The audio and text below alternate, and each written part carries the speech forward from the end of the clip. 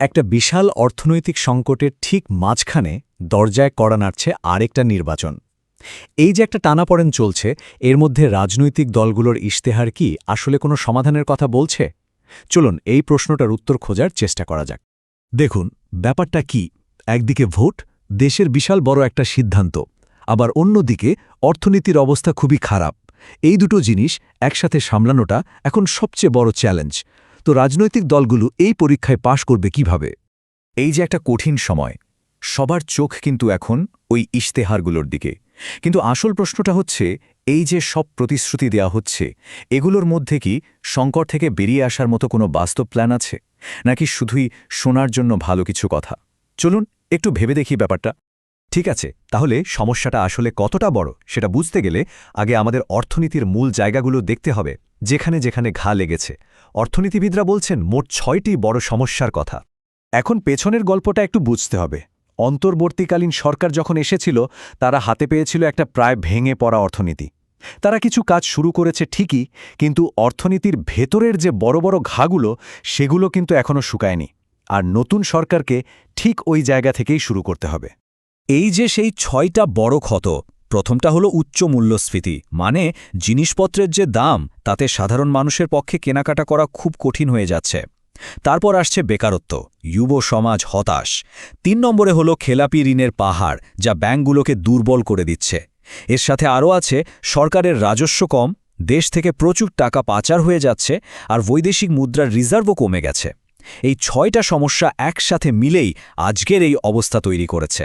এখন সবগুলো বিষয় নিয়ে তো একবারে কথা বলা সম্ভব না, তাই চলুন শুধু একটা বিষয় নিয়ে একটু ভেতরে ঢুকি, যেটা আমাদের সবার জীবনকে প্রতিদিন ছুঁয়ে যাচ্ছে, আর সেটা হলো মূল্যস্ফীতি। এখন এই চার্টটা একটু দেখেন, খুব ইন্টারেস্টিং।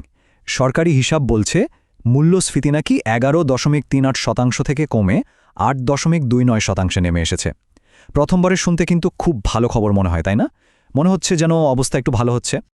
কিন্তু গল্পটা এখানে শেষ না। সংখ্যার সাথে বাস্তবের এখানে একটা বড় গরমিল আছে। দেখুন, মূল্যস্ফীতি হয়তো কিছুটা কমেছে, কিন্তু সাধারণ মানুষের আয় কি সেইভাবে বেড়েছে? মজুরি কি বেড়েছে? বাড়েনি। ফলে দামের চাপ সামলাতে গিয়ে মানুষের যে হিমশিম খাওয়া, সেটা কিন্তু আগের মতোই রয়ে গেছে। তাহলে আসল প্রশ্নটা কি দাঁড়ালো? পরিসংখ্যানের এই যে একটু উন্নতি, এটা সাধারণ মানুষের জীবনে কি আসলে কোনো স্বস্তি এনেছে? তাদের কেনার ক্ষমতা কি সত্যি বেড়েছে? তথ্য বলছে না, বাড়েনি। আর ঠিক এই জায়গাতেই পরিসংখ্যান আর বাস্তবের মধ্যে তফাৎটা ধরা পড়ে। সো এই যে একটা কঠিন অবস্থা, এখান থেকে বেরিয়ে আসতে গেলে নির্বাচনী ইশতেহারে ঠিক কী থাকা দরকার? চলুন শুনি বিশেষজ্ঞরা কি বলছেন এই ব্যাপারে। নির্বাচন সামনে, আর দেশের বড় বড় অর্থনীতিবিদরা একদম এক কথায় বলছেন, এবার আর শুধু সুন্দর সুন্দর কথা বললে চলবে না।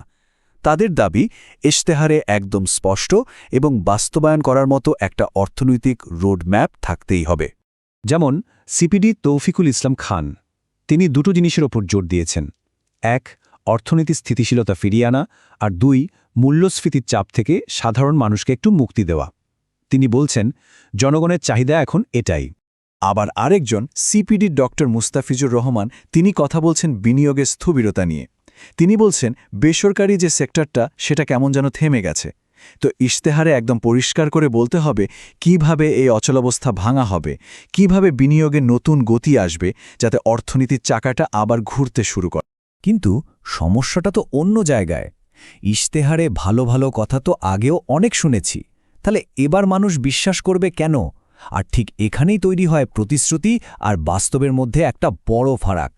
আমরা যদি আগের ইশতেহারগুলো একটু খুলে দেখি, তাহলে কিছু চেনা চেনা প্রতিশ্রুতি বারবার চলে আসে।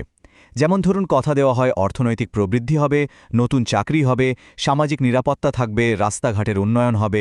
এগুলো শুনতে খুব ভালো লাগে। কিন্তু এই স্লাইডটা আসল কথাটা বলছে। দেখেন, বামদিকে সব চকচকে প্রতিশ্রুতি, আর ডানদিকে শুধু একটা বড় প্রশ্ন, কিভাবে? এই কিভাবের জবাবটাই বেশিরভাগ সময় ইশতেহারে থাকে না, আর ওইখান থেকেই বিশ্বাসের সংকট তৈরি হয়। পলিসি এক্সচেঞ্জের ডক্টর মাস্টার রিয়াজ ঠিক এই জায়গাটাতেই আলোকপাত করেছেন। তিনি বলছেন, ইশতেহার দেওয়া তো একটা ব্যাপার, কিন্তু সেটা কিভাবে বাস্তবায়ন করা হবে তার একটা সুস্পষ্ট প্ল্যান যদি ভোটারদের সামনে না দেওয়া হয়, তাহলে আগের বারের মতোই মানুষের মনে সন্দেহ থেকে যাবে। তাহলে আমরা একদম শেষ পর্যায়ে চলে এসেছি, আর এটা পরিষ্কার যে এবারের নির্বাচনের আসল চ্যালেঞ্জটা শুধু ভালো ভালো কথা বলা না, আসলে এবারের নির্বাচনের সবচেয়ে দামি জিনিসটা হলো বিশ্বাসযোগ্যতা। দলগুলো যে প্রতিশ্রুতি দিচ্ছে তার পেছনে কি সত্যিই কোনো বাস্তব প্ল্যান আছে? ভোটাররা কিন্তু এখন আর ফাঁকা কথা শুনতে চায় না। তারা সংকট থেকে বেরিয়ে আসার একটা বিশ্বাস করার মতো পথ দেখতে চায়, আর ওই বিশ্বাসটা অর্জন করাই এখন সবচেয়ে বড় চ্যালেঞ্জ। তাই শেষ প্রশ্ন এটাই থেকে যায়, এবারের নির্বাচনী ইশতেহারগুলো কি আগের মতোই শুধু কিছু আশ্বাসের কথা হয়েই থেকে যাবে, নাকি আমরা সত্যিকার পরিবর্তনের একটা বিশ্বাস করার মতো অঙ্গীকার দেখতে পাব? হয়তো এই প্রশ্নের উত্তরের উপরেই দেশের অর্থনীতির ভবিষ্যৎটা নির্ভর করছে।